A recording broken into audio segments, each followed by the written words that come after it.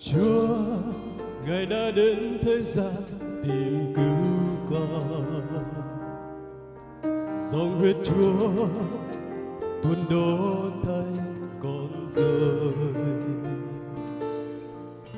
Biết bao lần lòng con bối rối, bước trong đời tìm đâu lối đi chân, tìm về Chúa đã đến cho con niềm tin. Chúa Ngài là ánh sáng soi trên mọi lối đi, và chân lý cho chính con muôn đời.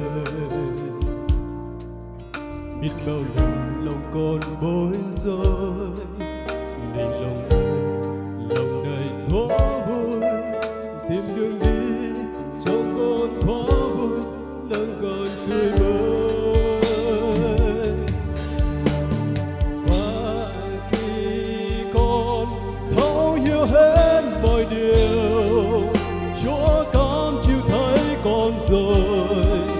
Ôi hỡi Giêsu tuôn trên đồi Golgotha vì tôi con đó.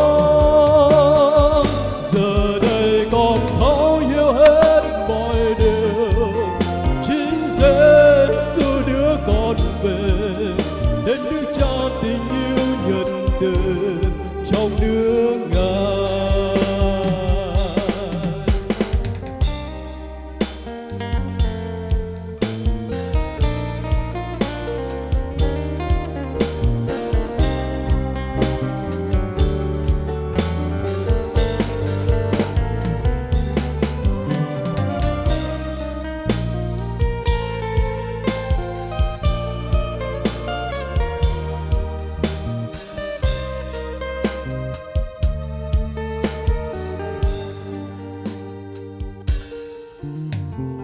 Chúa Ngài đã đến thế gian tìm cứu con, dòng huyết Chúa tuôn đổ thay con rồi. Biết bao lần lòng con bối rối, bước trong đời tìm đâu lối đi bình yên, nhưng Giêsu Chúa đến cho con niềm tin. Chúa Ngài đã đến cứu rỗi thầy con, và chân lý cho chính con muôn đời.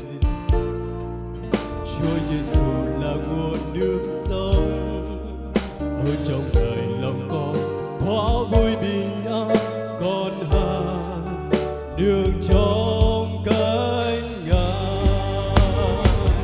Giờ đây con thấu hiểu hết mọi điều, Chúa cảm chịu thấy con rồi.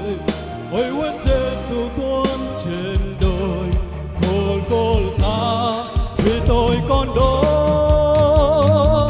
Giờ đây con thấu hiểu hết mọi điều, chính Giêsu đưa con về bên nước Cha tình yêu nhân từ trong nước Ngài. Giờ đây con thấu hiểu hết mọi điều, nơi Cha tình yêu tuôn tràn. Ôi hỡi Giêsu tuôn trên đồi Golgotha vì tôi con đó. Giờ đây con thấu hiểu hết mọi điều, chính Giêsu đưa con về bên nước Cha tình yêu nhân từ trong nước Ngài.